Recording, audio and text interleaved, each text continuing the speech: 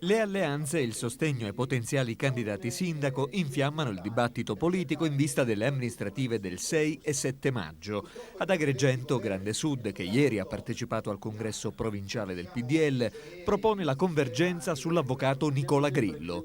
Il coordinatore provinciale Mario Baldacchino sostiene la necessità di superare equilibri precostituiti, puntando sulla condivisione di una figura in grado di assemblare il consenso elettorale e le diverse espressioni politiche. Nicola Grillo, afferma Baldacchino, è una figura inattaccabile e la sua caratura tecnica appare come accreditata del maggiore sostegno.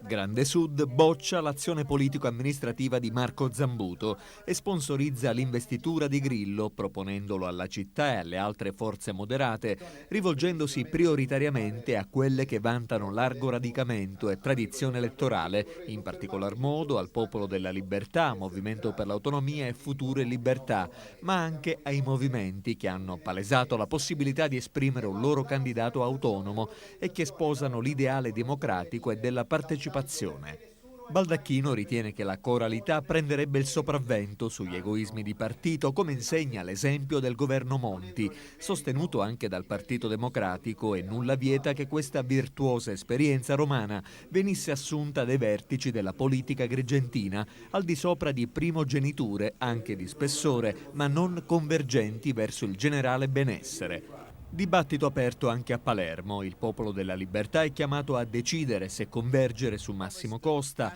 oggi candidato del Terzo Polo, oppure puntare sull'attuale presidente dell'Assemblea regionale siciliana Francesco Cascio, che ha già dato la propria disponibilità ad accettare la sfida.